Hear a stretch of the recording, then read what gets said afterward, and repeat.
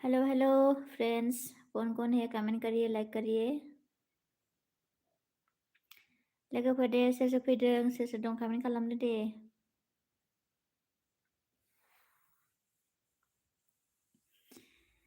मानो जायोथाय बिब्दि, मानो जायोथाय बिब्दि।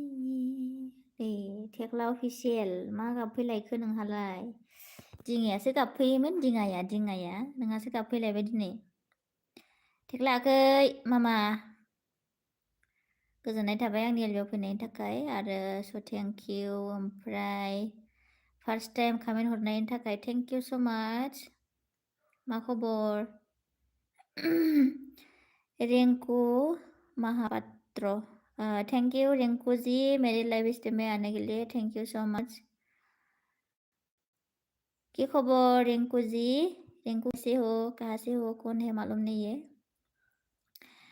सपोर्ट करके जाइए रिंकू जी। जोंहा थेख्ला मा जाखो मामा? मानो गाबबाय थाखो? Like Baksa, thank you like Baksa खालामनायनि थाखाय जोंहा थेख्ला अफिसियेल मामा। ओमफ्राय सोर सोर दं दे कमेन्ट करो, कमेन्ट करो, कमेन्ट लोगोफोर कमेन्ट खालामदो। रिंकू जी प्लीज लाइक करिए। महापात्र महापात्र ऐसा मिशन लगे से सपोर्ट करके जाइए गाइस। कौन न्यू है मेरे चैनल पर? जाखांबाय नामा थेख्ला मामा? मा ओंख्रि जाखो?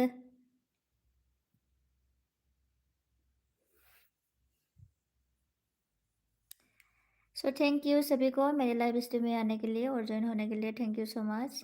कौन है कमेंट करिए, कहाँ से ज्वाइन हो रहा है। मा ओंख्रि थेख्ला अफिसियेल?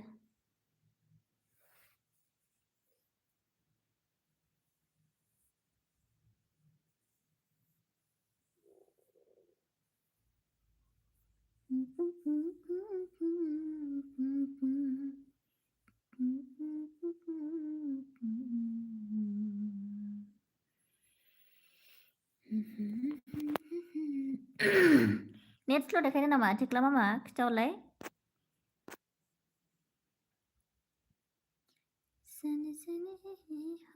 दे हामबायसै दुखु दाजा।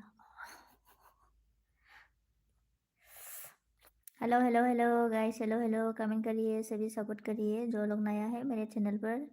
और नमस्कार आप सभी को।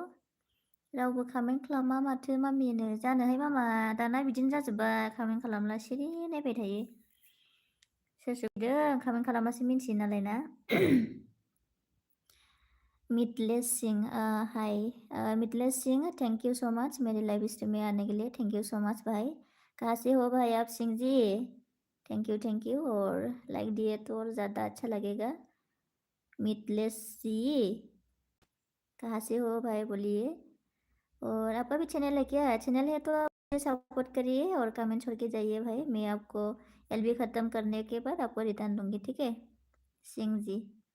और रिंकू ने कि कोई से good night sweet dreams. Okay okay Rinku हले सपोर्ट ही जाबा सुन। रिंकू जी सपोर्ट करके जाइए प्लीज़।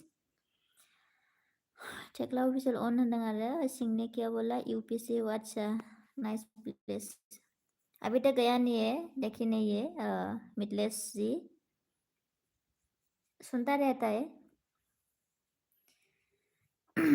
यूपी से, ठीक है। खाना पीना हो गया क्या सिंह जी? आप कहाँ से हो? मैं आसाम से हूँ भाई, आसाम वाली हूँ। और कौन है कमेंट करिए गाइस, तभी तो मालूम होगा कौन आया है, कहाँ से आया है। टेक्ला ऑफिशियल ऑन है ना? जी हाँ, अच्छा चैनल है ना आपका भी सिंह जी? तो कमेंट छोड़ के जाइए और सपोर्ट करके जाइए, मैं बिल्कुल आपको रिटर्न दूँगी, ठीक है। क्या खाया आज डिनर में सिंह जी? अच्छा, चैनल नहीं है? अच्छा, सो थैंक यू, कोई बात नहीं है। वैसे भी सपोर्ट करके जा सकता है ना सिंह जी?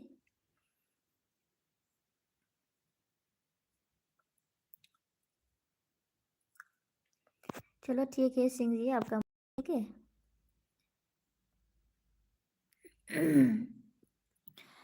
जोंहा विलियाम ब्लग फैदों आरोना सिंहनि अके बोला ठीक है सिंह जी। विलियम ब्लग खासारा तो क्या बोला? काशारा तो दिखा ले आपका चेहरा तो दिखाओ। अरे बाबा, कौन है आप? विलियम ब्लॉग, थैंक यू जी मेरे लाइव स्ट्रीम में आने के लिए। तेरा तो दिखाओ मतलब क्या है ये? मीनिंग क्या है? लिखा हुआ गलत हुआ है क्या? अच्छा सीखिए और गंदा कमेंट मत करिए, ठीक है ना? पहले से पहले में बोल के दिया है आप लोगों को, जो भी आया है, नया हो पुराना हो, गंदा कमेंट मत करिए। जो लोग सपोर्ट करने के लिए मन है सपोर्ट करिए, और सपोर्ट करने के लिए मन नहीं तो मत करिए, ठीक है?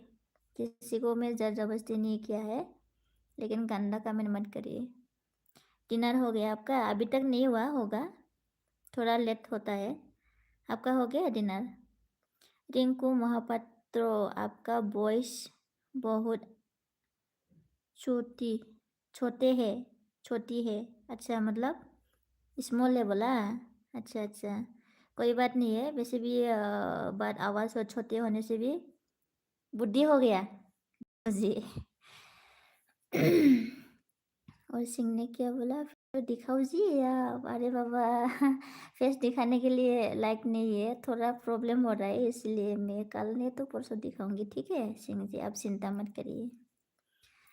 गोमसार बसुमतारी हाय होनदों आरोना, थेंक यू गोमसार आगै आंनि एलबियाव फैनायनि थाखाय थेंक यू सो माच। गोमसार बहानि जाखो गोमसारालाय? मा खबर गोमसार आगै? विलियाम ब्लग, सरि नोंनि महरखौ देखाय आब'। दहाय मा होनदोंमोन नोङो? बेखौ बुजियासै आं विलियाम ब्लग आगै। माबा मा होनदोंमोनथाय? केसेरा खासारा ना माबा मोनसे, बेखौ बुजियासै आं।